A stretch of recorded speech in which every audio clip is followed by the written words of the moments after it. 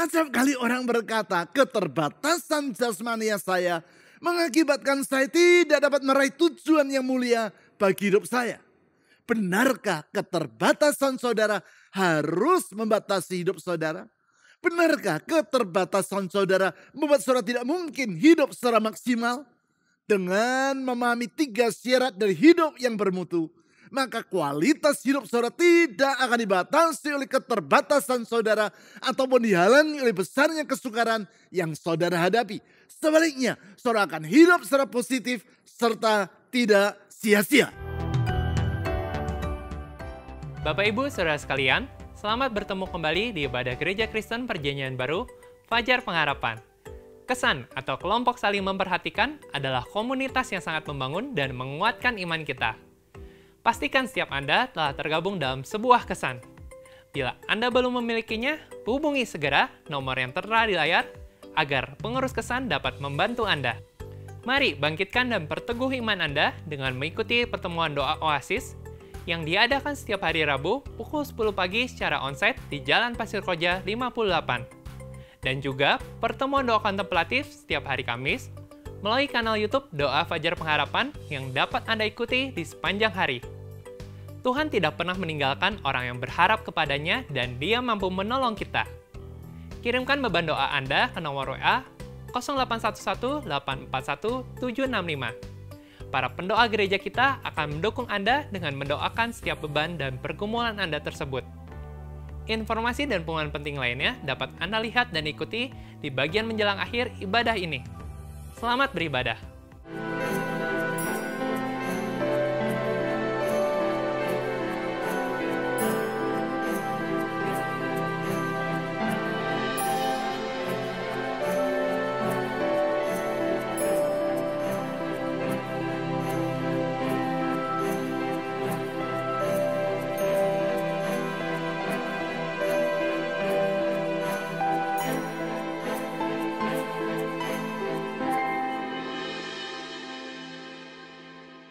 Berulang kali saya berkata bahwa Alkitab menjelaskan bahwasanya kehidupan kita di dunia ini hanya berlangsung 1 kali saja, bukan 2 kali, apalagi berkali-kali.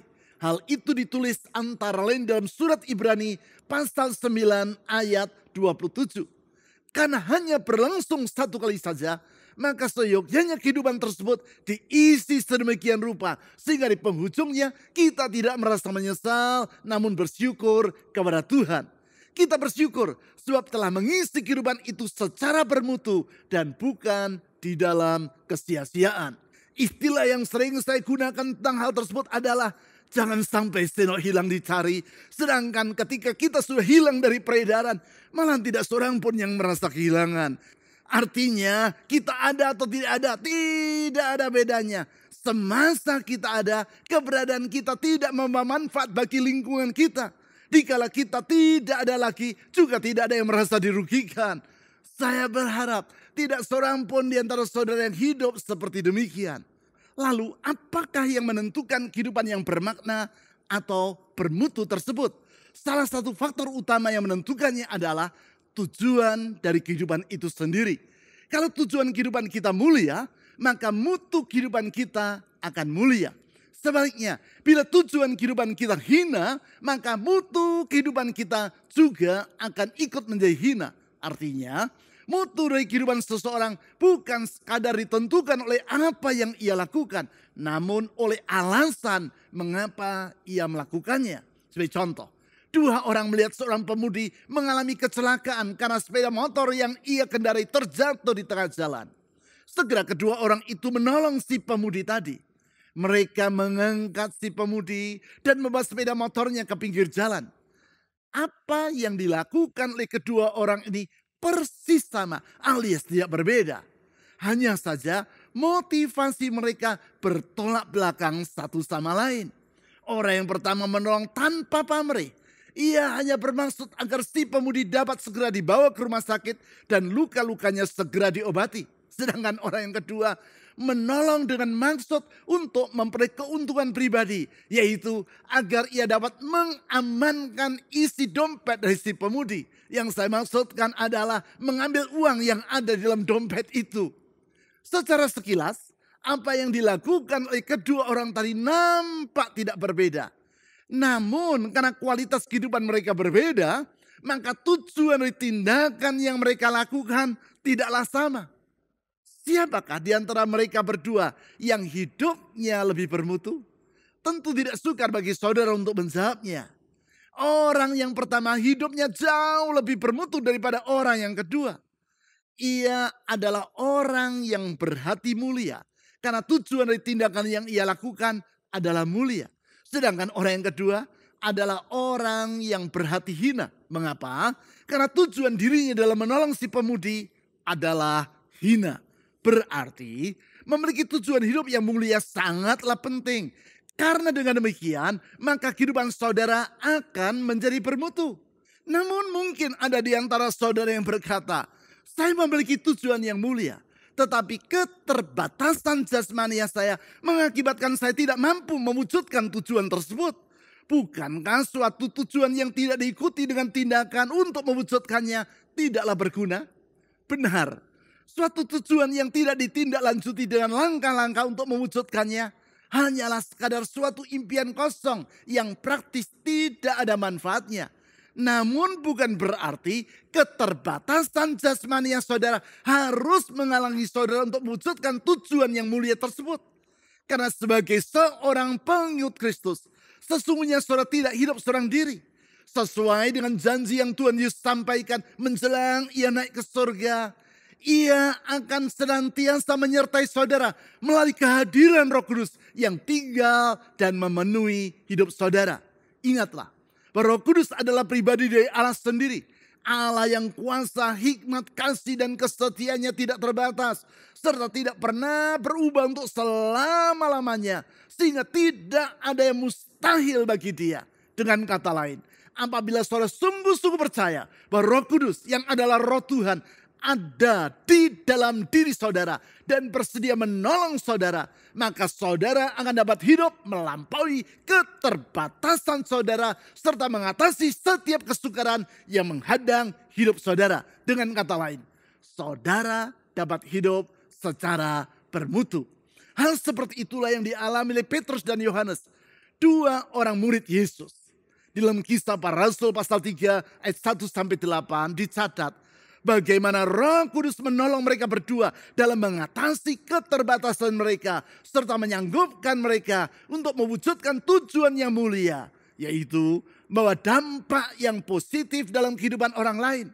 Dampak yang mengubah kehidupan seorang yang telah terpuruk ke dalam situasi yang tanpa harapan menjadi pribadi yang memiliki hari esok yang gemilang. Sehingga dengan demikian, maka kehidupan Petrus dan Yohanes memiliki kehidupan yang sangat bermutu dan tidak sia-sia. Apabila saudara menginginkan kehidupan yang seperti itu, yaitu kehidupan yang menghasilkan dampak yang mulia dalam diri orang lain, maka sikap serta tindakan Petrus dan Yohanes di ayat-ayat yang telah saya sebutkan tadi perlu saudara teladani. Mari kita membaca ayat-ayat tersebut secara bertahap. Dalam hal ini yaitu mulai dari ayat 1-3 terlebih dulu. Kisah Para Rasul pasal 3 ayat 1-3. Pada suatu hari menjelang waktu sembahyang, yaitu jam 3 sore, naiklah Petrus dan Yohanes ke bait Allah. Di situ ada seorang laki-laki yang lumpuh sejak lahirnya, sehingga ia harus diusung.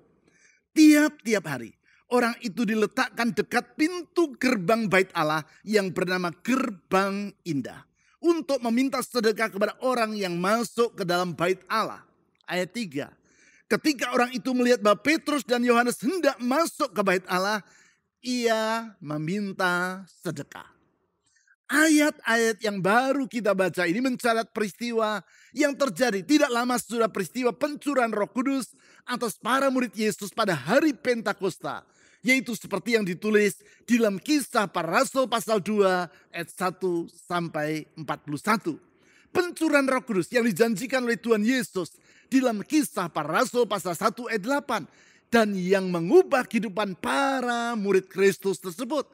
Semula mereka adalah orang-orang yang pengecut sehingga lari meninggalkan Yesus seorang diri ketika Yesus akan ditangkap di Taman Getsemani.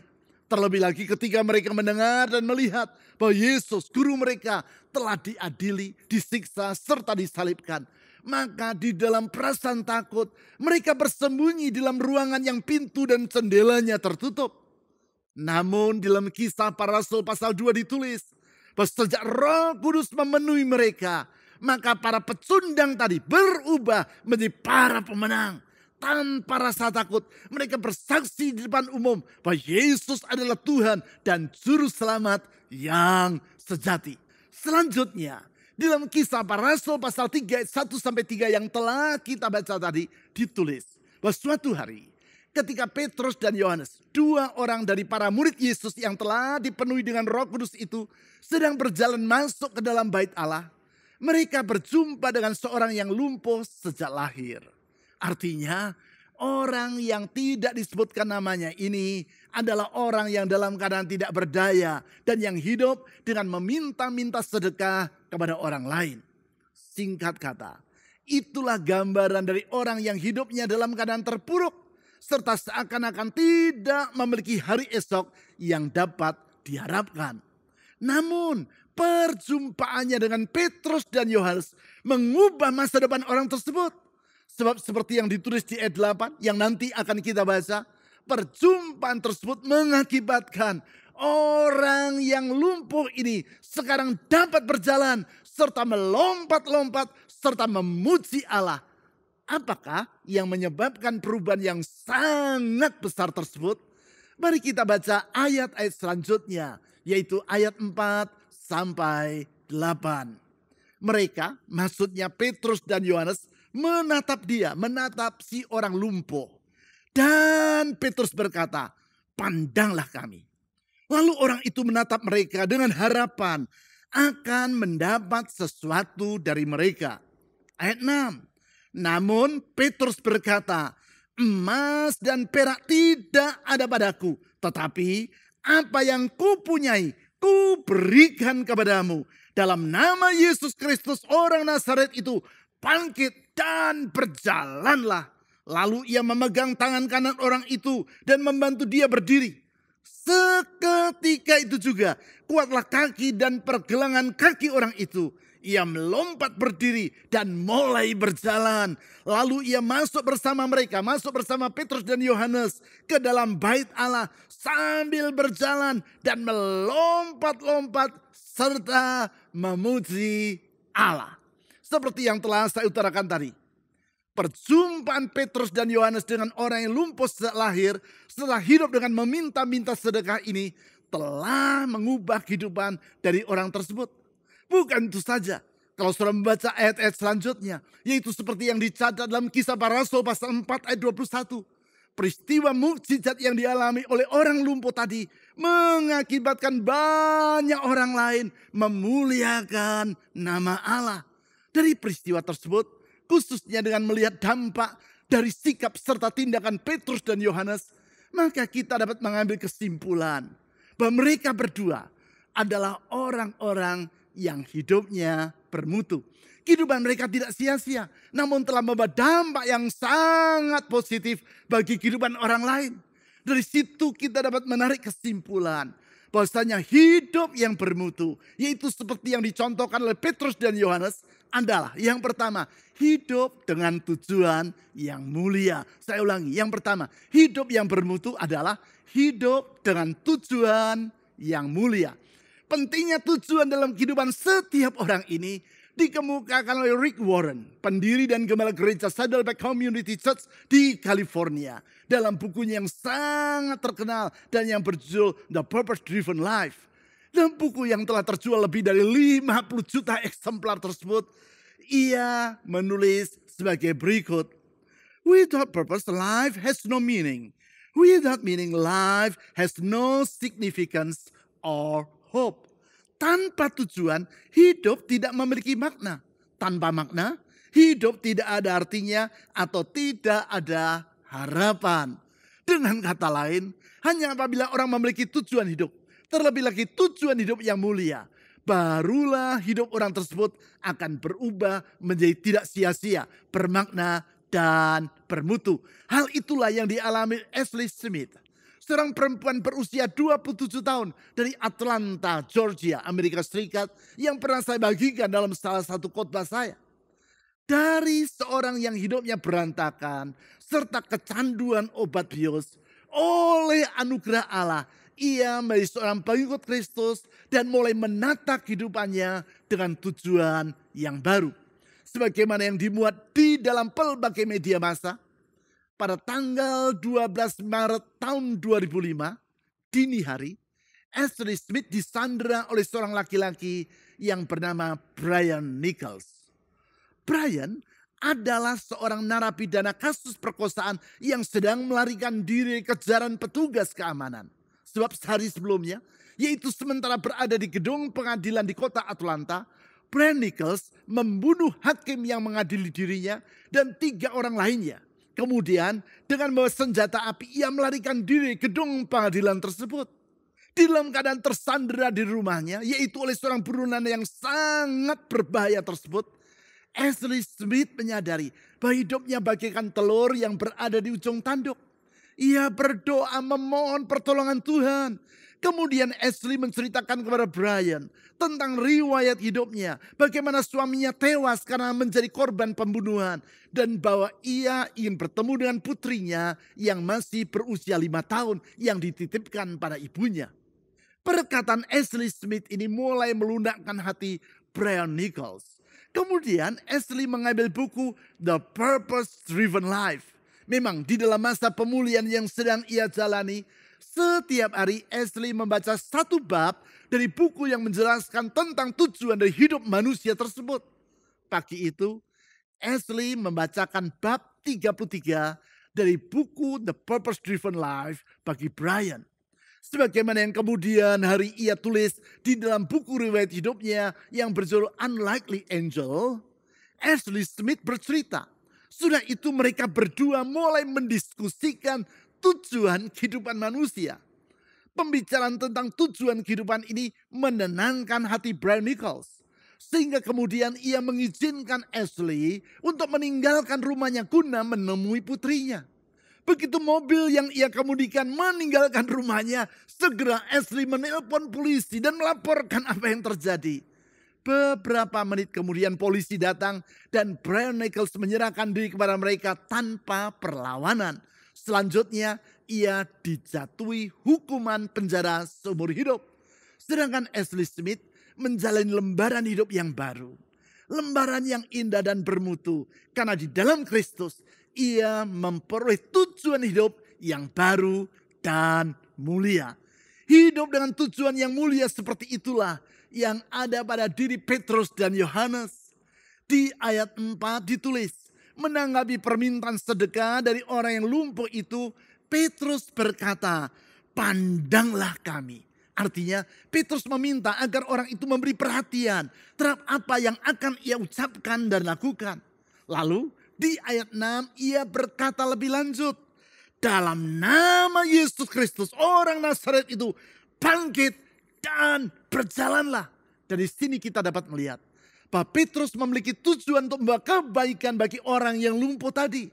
Ia bermaksud membawa perubahan yang positif bagi orang tersebut.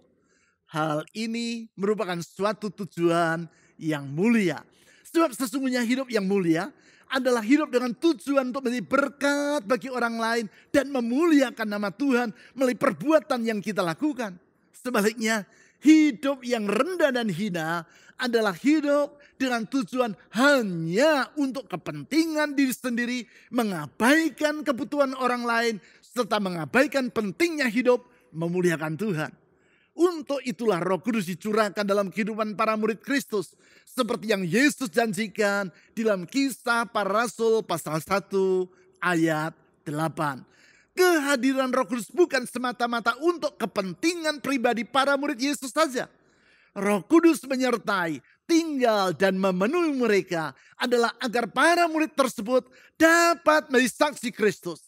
Itulah hidup yang membawa dampak yang positif bagi orang lain dan memuliakan Tuhan. Seperti yang telah dilakukan oleh Petrus dan Yohanes dalam Kisah Para Rasul pasal 3 ayat 4-8 tadi.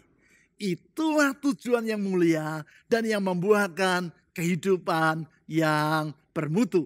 Selanjutnya, yang kedua, hidup yang bermutu adalah hidup dengan bertindak sesuai tujuan yang mulia. Saya ulang, hidup yang bermutu adalah hidup dengan bertindak sesuai tujuan yang mulia.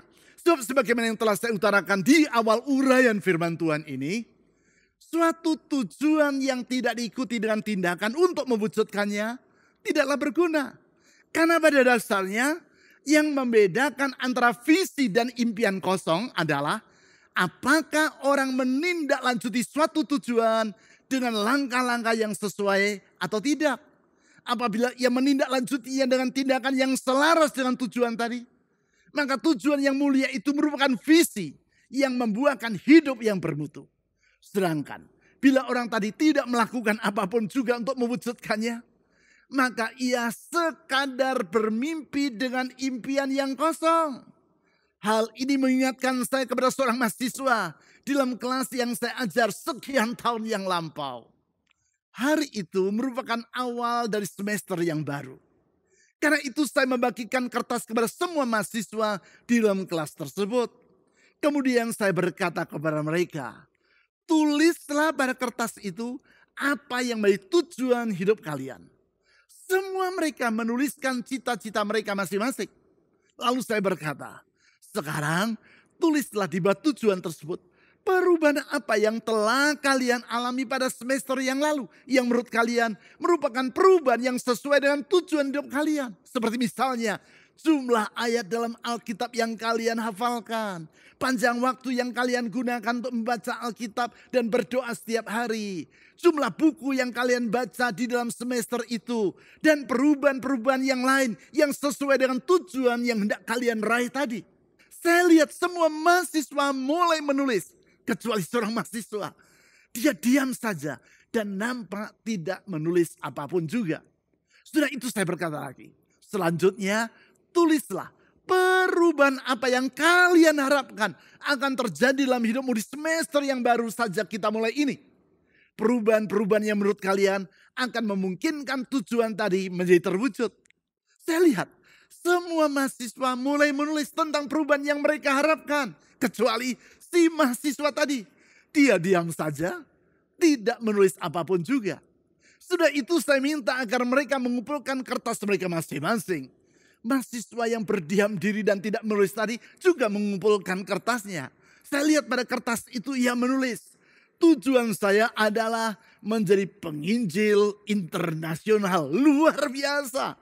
Namun di bawahnya ia tidak menulis sepotong kalimat atau kata apapun juga. Karena itu saya bertanya, mengapa engkau tidak menulis perubahan yang telah terjadi dalam hidupmu di semester yang lalu dan yang engkau inginkan terjadi di semester ini? Menjawab pertanyaan saya dengan nada ringan, mahasiswa itu menjawab, karena Pak, menurut saya tidak ada lagi yang perlu diubah dalam hidup saya. Langsung saya berkata, wow, kalau begitu kamu menganggap dirimu sama seperti Tuhan. Karena di alam semesta ini hanya Tuhan yang tidak pernah berubah untuk selama-lamanya. Kalau engkau menganggap dirimu sudah seperti Tuhan, maka engkau tidak perlu menempuh pendidikan di sini. Sebab Tuhan memang tidak perlu bersekolah lagi. Sekian tahun telah berlalu. Saya tidak tahu lagi di mana sekarang mahasiswa itu berada. Yang pasti ia tidak pernah menjadi seorang penginjil internasional seperti yang ia katakan. Karena tujuan itu hanyalah sekadar impian kosong belaka. Impian kosong. Karena tujuan itu tidak ia tindak lanjuti dengan tindakan-tindakan perubahan yang sesuai dengan tujuan yang ia katakan. Ingat, tujuan yang mulia haruslah diikuti dengan hidup dan tindakan yang sesuai dengan tujuan yang mulia tersebut. Tanpa tindakan, maka tujuan itu tidak akan dengan sendirinya membuahkan kehidupan yang bermutu. Itu sebabnya tujuan yang mulia dalam diri Petrus dan Yohanes, yaitu untuk membawa perubahan yang positif dalam diri orang yang lumpuh tadi, segera mereka tindak lanjuti dengan langkah-langkah yang nyata. Tentang hal itu di ayat 7 ditulis, lalu ia memegang tangan kanan orang itu dan membantu dia berdiri. Seketika itu juga kuatlah kaki dan pergelangan kaki orang itu. Petrus bertindak. Ia memegang tangan kanan orang itu, menarik dan membantu orang itu untuk berdiri. Langkah yang sesuai dengan tujuan yang telah ia katakan sebelumnya, yaitu agar orang lumpuh itu bangkit serta berjalan. Itulah tindakan iman yang mengakibatkan mukjizat terjadi dan tujuan Petrus dan Yohanes dalam menolong orang itu terwujud. Singkat kata, tujuan yang mulia haruslah disertai dengan tindakan yang sesuai dengan tujuan tersebut. Itulah langkah yang menghasilkan kehidupan yang berkualitas tinggi. Sekarang yang ketiga, hidup yang bermutu adalah hidup dengan bersandar pada sandaran yang tepat. Saya ulangi, bila saudara ingin memiliki hidup yang bermutu, hiduplah dengan bersandar pada sandaran yang tepat. Dalam hal ini bersandarlah pada Tuhan yang kuasa, kasih, hikmat dan kesetiaannya dapat diandalkan. Bersandarlah pada Allah yang menyertai saudara melalui Roh Kudus yang tinggal dan memenuhi hidup saudara. Sehingga dengan demikian, kehidupan saudara tidak dapat dibatasi oleh keterbatasan saudara. Hal tersebut menjadi sikap dan tindakan Petrus serta Yohanes. Kepada orang yang lumpuh yang meminta sedekah tersebut, di ayat 6 Petrus berkata, emas dan perak tidak ada padaku. Artinya dalam hal harta secara jasmania, kemampuan Petrus dan Yohanes sangatlah terbatas. Keterbatasan dalam hal harta secara jasmania tersebut mengakibatkan mereka tidak dapat memberi sedekah kepada si orang lumpuh. Namun demikian, bukan berarti Petrus dan Yohanes tidak dapat mewujudkan tujuan yang mulia dalam diri mereka, yaitu menolong si orang lumpuh tadi. Sebab selanjutnya di ayat 6 tadi Petrus berkata, tetapi apa yang kupunyai kuberikan kepadamu. Dalam nama Yesus Kristus orang Nazaret itu, bangkit dan berjalanlah. Petrus dan Yohanes tidak memiliki harta jasmania, namun mereka mempunyai harta yang lain. Dan itulah yang mereka berikan kepada si orang lumpuh tersebut. Justru apa yang mereka punya ini sanggup mengubah si orang lumpuh sehingga dapat bangkit dan berjalan. Bila yang mereka berikan adalah uang sedekah, malahan orang lumpuh itu akan tetap lumpuh dan masa depannya tidak berubah. Namun apa yang Petrus punyai, yaitu kuasa yang ia terima. Karena Roh Kudus turun dan memenuhi dirinya. Seperti yang Tuhan Yesus janjikan dalam Kisah Para Rasul pasal 1 ayat 8. Telah mengakibatkan orang lumpuh itu pulang. Bukan lagi diusung seperti sebelumnya. Ia pulang dalam keadaan berjalan. Bahkan melompat-lompat sambil memuliakan Tuhan. Dengan kata lain, kalaupun Petrus dan Yohanes memiliki tujuan yang mulia, yaitu menolong orang yang lumpuh tersebut dan bertindak sesuai dengan tujuan itu. Namun bila mereka hanya bersandar pada kemampuan manusiawi mereka sendiri, maka pastilah orang lumpuh itu akan pulang dalam keadaan yang tidak berubah. Tetapi karena mereka bersandar pada kuasa Allah, yaitu yang mereka terima melalui kehadiran Roh Kudus dalam hidup mereka, maka si orang lumpuh tadi mengalami mukjizat. Berarti keberadaan Petrus dan Yohanes di bait Allah pada petang itu telah berdampak yang positif dalam kehidupan orang lain. Itulah kehidupan yang bermutu, yaitu hidup yang berberkat bagi orang lain dan memuliakan Tuhan. Singkat kata, hidup yang berkualitas adalah hidup yang bersandar pada sandaran yang tepat. Dalam hal ini, yaitu bersandar pada Tuhan yang kasih, kuasa, hikmat dan kesetiaannya tidak terbatas serta tidak pernah berubah. Sikap dan tindakan ini mengakibatkan orang-orang yang terbatas seperti Petrus dan Yohanes dapat hidup melampaui keterbatasan mereka. Acap kali saya menggambarkan hal ini seperti bila saya harus mengganti roda mobil yang mendadak kempis di dalam perjalanan. Untuk mengganti roda mobil tersebut dengan roda cadangan, maka saya perlu mengangkat mobil tadi pada bagian tempat roda yang kempis itu berada. Dengan kekuatan saya yang terbatas, adalah mustahil bagi saya untuk melakukannya. Tetapi lain halnya, apabila saya bersandar pada pertolongan dongkrak yang tersedia dalam mobil yang saya kemudikan. Yang perlu saya lakukan hanyalah menaruh dongkrak tersebut di bawah bagian mobil yang hendak saya angkat. Kemudian dengan tongkat yang tersedia, saya cukup mengungkit dongkrak tersebut dan dongkrak itu akan naik dan mengangkat bagian mobil tadi. Selanjutnya, saya dapat melepas roda yang kempis tersebut serta menggantinya dengan roda cadangan dan melanjutkan perjalanan saya. Apa yang tak mungkin saya lakukan akan saya sanggup kerjakan karena saya bersandar pada sandaran yang tepat. Demikian pula dengan kehidupan saudara. Bersandarlah kepada sandaran yang tepat, yaitu Tuhan yang kasih dan kuasanya tidak terbatas. Tuhan yang hadir melalui Roh Kudus yang menyertai, tinggal dan memenuhi hidup saudara. Oleh pertolongannya, saudara akan disanggupkan untuk melakukan lebih dari kemampuan saudara. Oleh pertolongannya, saudara akan disanggupkan untuk hidup secara maksimal. Oleh pertolongan Roh Kudus, saudara akan dimampukan untuk hidup dalam kehidupan yang bermutu. Di sepanjang bulan ini kita telah mempelajari pentingnya kehadiran serta penyertaan Roh Kudus dalam kehidupan kita. Roh Kudus yang tinggal dan memenuhi semua orang yang percaya kepada Kristus. Seperti yang Tuhan Yesus telah janjikan. Roh Kudus yang kehadirannya perlu kita sambut dengan iman.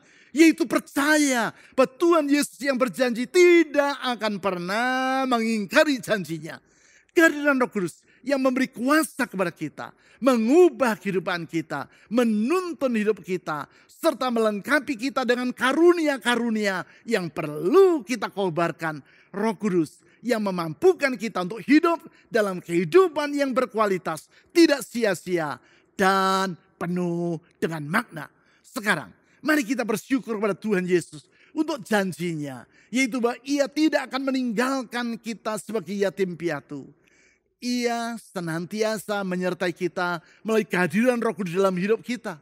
Roh Kudus yang menolong kita untuk hidup melampaui keterbatasan kita dan memampukan kita mengatasi setiap rintangan yang menghadang. Roh Kudus yang menolong kita untuk hidup dalam tujuan yang mulia, bertindak sesuai dengan tujuan tersebut dan menjadi berkat bagi orang lain serta memuliakan Tuhan. Itulah hidup yang bermakna, itulah hidup yang level up. Mari sekarang kita berdoa. Tuhan Yesus, kami bersyukur janji-Mu yang sangat indah. Yaitu kehadiran Roh Kudus yang menyertai kami. Tinggal dalam hidup kami. Memenuhi diri kami. Kami percaya janji-Mu itu benar. Dan karena itu kami menerimanya dengan iman. Kami percaya ketika kami menerima Engkau sebagai Tuhan dan Juru Selamat kami. Roh Kudus datang dan tinggal dalam hidup kami. Sedang kami menyerahkan diri kami dengan terbuka kepadamu. Penuhi kami dengan Roh-Mu lebih lagi. Kami sangat haus akan kehadiran Roh-Mu dalam hidup kami. Penuhi kami dengan Roh-Mu sampai melimpah ruah ya Tuhan. Sehingga dengan demikian kami dapat hidup dengan berkat bagi orang lain. Hidup dalam urapan dan kuasa Tuhan yang tidak terbatas. Hidup melampaui segala keterbatasan kami. Dan mengatasi setiap rintangan yang menghadang. Dengan demikian hidup kami dapat menjadi berkat tanpa terkendala oleh apapun. Dengan demikian hidup kami memuliakan nama Tuhan. Dengan demikian kami dapat hidup secara bermutu. Menjadi saksi Kristus dan memuliakan nama Tuhan. Tuhan Yesus, saya percaya bahwa janji-Mu itu Engkau genapi. Dan janji-Mu tak perlu saya ragukan. Oleh karena itu saya berdoa saat ini Tuhan Yesus. Ulurkan tangan kasih-Mu yang penuh dengan kuasa itu. Menolong setiap orang yang dalam pergumulan. Membebaskan mereka yang terbelenggu oleh kesukaran. Memberikan jalan keluar bagi mereka yang sedang dalam jalan buntu. Tuhan, ulurkan kasih dan kuasa-Mu. Membuka jalan tepat pada waktunya. Karena di dalam Engkau kami punya pengharapan. Pengharapan yang tidak mengecewakan. Yang Kau jamin melalui kehadiran Roh-Mu dalam hidup kami. Di dalam nama Dia segala nama. Nama Yesus Kristus Tuhan dan Juru Selamat yang hidup. Kami telah berdoa. Amin.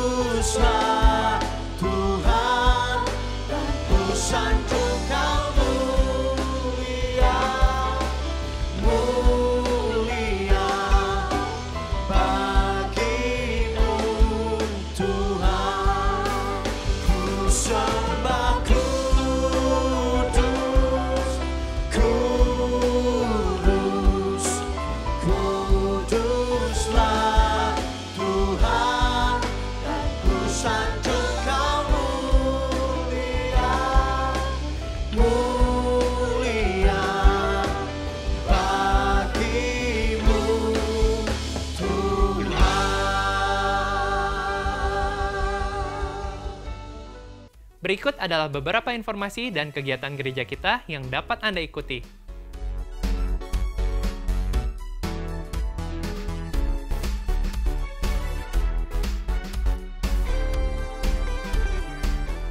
Persembahan dan persepuluhan sebagai ungkapan kasih dan syukur kita kepada Tuhan dapat Anda berikan dengan memasukkannya ke dalam kotak persembahan, atau melalui rekening bank, atau dengan cara men-scan QR Code dengan menggunakan aplikasi dompet digital. Ibadah online GKPB Fajar Pengharapan dapat Anda ikuti setiap saat, mulai hari Sabtu pukul 5 sore melalui YouTube, website, dan aplikasi yang tertera di layar. Berbagai informasi penting lainnya dari gereja kita dapat Anda ikuti melalui website www.fajarpengharapan.net atau melalui aplikasi GKPB Fajar Pengharapan serta Instagram GKPB Fajar Pengharapan.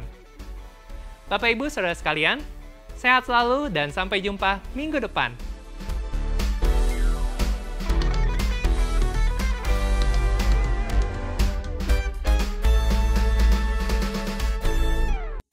Mari kita berdoa bersyukur kepada Tuhan.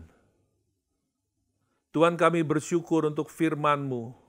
Firman-Mu telah menerangi hati kami, memberikan pengharapan yang baru bagi kami, sehingga di dalam firman-Mu kami mendapatkan kekuatan untuk menapaki hari-hari di depan kami, ya Tuhan. Kami bersyukur karena Engkau Tuhan yang mengerti pergumulan kami, karena Engkau Tuhan yang memahami jalan hidup kami, dan Engkau Tuhan yang senantiasa menuntun kami dengan kasih-Mu dan kuasa-Mu dan hikmat-Mu yang ajaib.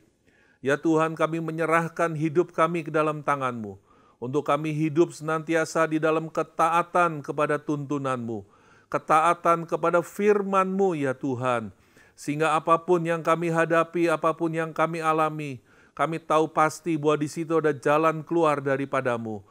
Kami tahu pasti bahwa di situ ada terang Tuhan yang menyala buat kami. Itu sebabnya kami menyerahkan semua hidup kami ke dalam tangan-Mu. Dan kami berdoa ya saat ini ya Tuhan untuk umat-Mu. Hamba berdoa memohonkan berkat-Mu, memohonkan penyertaan-Mu, memohonkan pembelaan-Mu di dalam hidup mereka. Sehingga apapun yang mereka alami, pertolongan kasih anugerah dan kuasa-Mu senantiasa ada atas hidup mereka. Terima kasih ya Bapa. Di dalam nama Tuhan Yesus kami berdoa. Amin.